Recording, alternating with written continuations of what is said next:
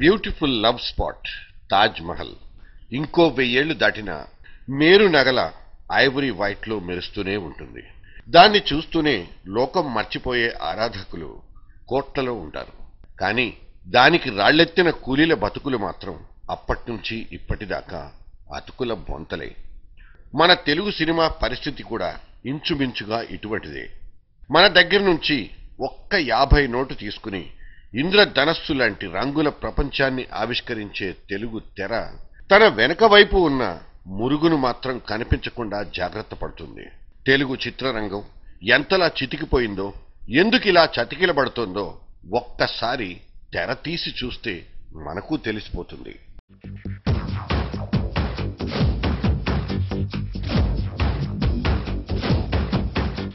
త్రిషా తీన్మార్ అంతగా మోగలేదు.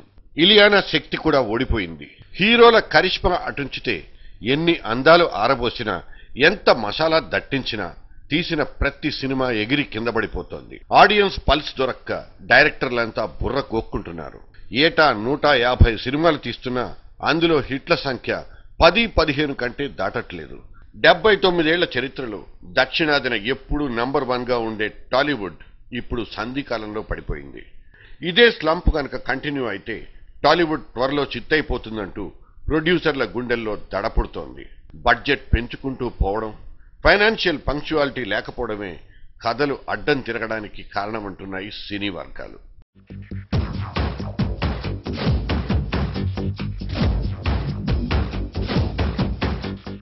స్టూడియో 4 గోడల మధ్య షెడ్యూల్ ముగించుకుని అట్టముక్కల మధ్య పాటలు తీసిపడేసే అప్పటి రోజుల్లో సినిమా బడ్జెట్ 40 లక్షల లోపలే ప్యాకప్ అయ్యేది. ఇప్పుడు అవసరాన్ని బట్టి ఆమ్స్టర్డామ్ను కూడా ఇక్కడే కట్టేసుకుంటున్నాం. ఫ్లైట్ ఎక్కకుండానే ట్యూలిప్ పూల మధ్యన హీరో హీరోయిన్లను పరిగెత్తించి రొమాంటిక్ మూడ్ను క్రియేట్ చేసేస్తున్నాం.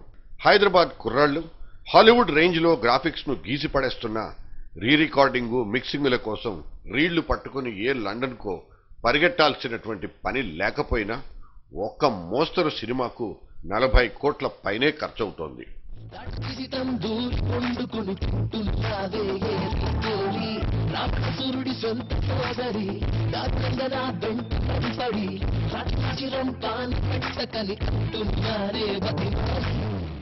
మగధీర లాంటి మెగా సినిమాల్ని మినహాయించి ఆ నుంచి అమ్మహా దాకా ఫక్త్ కామెడీగా బయటకొచ్చిన ఎవడిగోల వాడిదనే సినిమా సంగతి చూడండి. A to Z మొత్తం ప్రాజెక్ట్ అంతా బ్యాంకాక్ లో తీశారు. ఈ సినిమాను ఎందుకింత డాంబికం?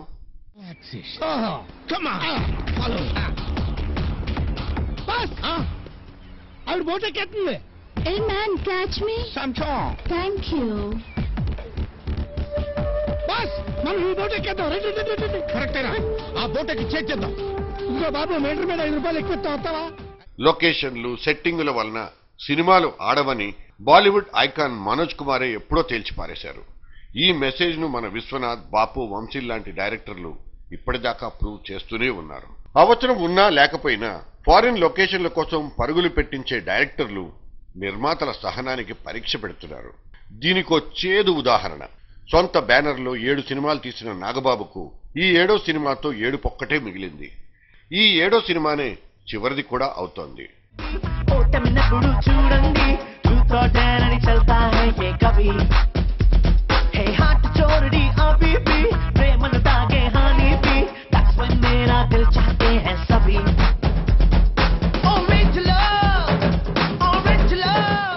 సృజనాత్మకత పేరుతో షెడ్యూళ్లు పెంచుకుంటూ పోతున్న డైరెక్టర్లు టైం పంక్చువాలిటీ పాటించడం లేదని, తొందరగా సినిమా తీయడం ఎలాగో రామ్ గోపాల్ వర్మను చూసి నేర్చుకోవాలన్న నాగబాబు మాటల్లో ఎంత ఆవేదన ఉందో మిరపకాయ్ ఆడియో రిలీజ్ లో అందరూ ప్రత్యక్షంగా చూశారు.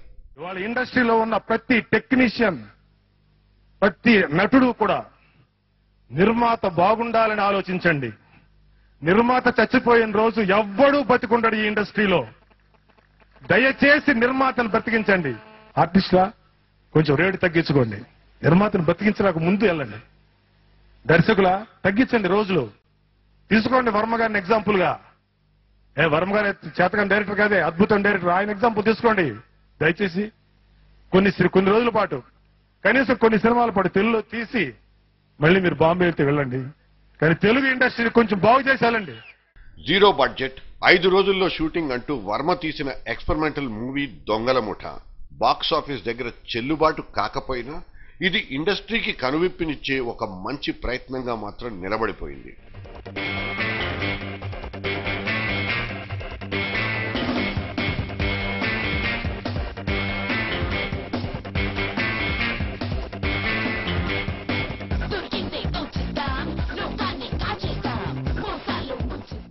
ముంబై నుంచి మన ఫిలిం నగర్కు వచ్చి మనకు పాఠాలు చెప్పే దిల్లు వర్మకి ఎక్కడి నుంచి వచ్చింది?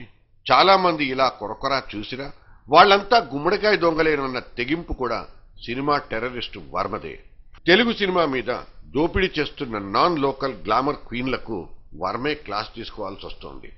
మన ఇండస్ట్రీలో కోటి రెమ్యునరేషన్ తీసుకుని తొలి ఆడమనిషి ఇలియానా. మొన్నటి శక్తి సినిమా బడ్జెట్ పెరగడానికి ఈ అమ్మాయి కూడా ఓ కారణం. బాలీవుడ్ లో మాత్రం 40% కన్సెషన్ ఇచ్చి ఎంట్రీ ఇచ్చిన ఇలియానా బర్ఫీ సినిమా మీదున్నంత ఇంట్రెస్ట్ శక్తి మీద లేదని డైరెక్ట్ గా చెప్పి పారేసింది. భారీతనం మరీ భారీగా పెరిగితే వెంటపడి మరీ హీరోయిన్లను బుక్ చేసుకోవడం మానుకోకపోతే టాలీవుడ్ లో హిట్ల కంటే ఫట్లే ఎక్కువయ్యే ప్రమాదం ఉంది.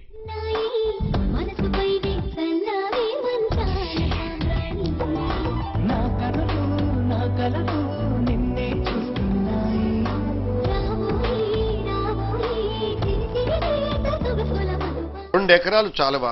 200 ఎకరాలు కావాలా? 2 కోట్లు చాలవా? 200 కోట్లు కావాలా?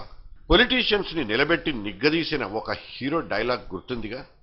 ఇదే డైలాగ్ హీరోలందరూ ఒక్కసారైనా వాళ్లకు వాళ్ళు వేసుకుంటే ఎంత బాగుండేది. కోట్లకు కోట్ల రెమ్యునరేషన్లు పెంచుకుంటూ పోతూ నిర్మాతల నుంచి సినిమా కార్మికుల దాకా అందరి మీద భారం పెంచుతున్న పాపం ఈ హీరోలది కాదా? కృష్ణానగర్లో కడుపు మండి ఆకలితో అల్లల్లాడుతున్న ప్రతి వాడు ఇదే అడుగుతున్నాడు. ప్రొడ్యూసర్లు ఎలా పోతే మాకేం, మనం మాత్రం బాగుండాలన్నది హీరోల తాజా మేనరిజం కాబోలు. ఈ విధంగానైనా కొంత రిలీఫ్ దొరికిందంటూ సమ్మెకు ఒక థ్యాంక్స్ చెప్పేసి సమ్మర్ ట్రిప్పుల పేరుతో సగం మంది హీరోలు ఫారిన్ కు చెక్కేశారు. ఇంకొంతమంది అయితే మొగాళ్లు పూసుకునే ఫేస్ క్రీములకు ఆడాళ్లు వేసుకునే నగలకు పోటీలు పడి మోడలింగ్ చేసేస్తున్నారు.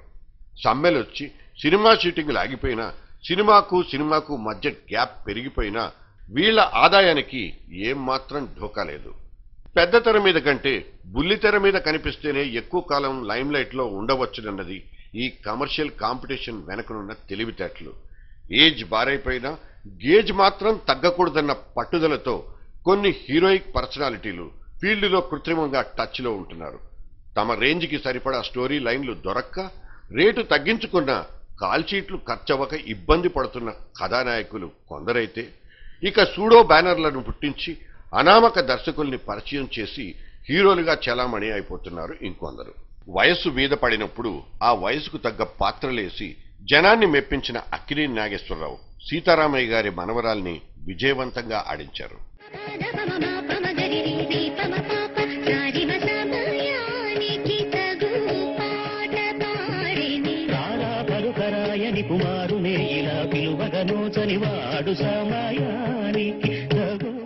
ఆ యాంగిల్లో నాగార్జున కూడా తన తండ్రికి తగ్గ తనయుడు అనిపించుకున్నాడు. గగనం సినిమాతో సాహసోపేత ప్రయత్నం చేసి శభాష్ అనిపించుకున్నాడు.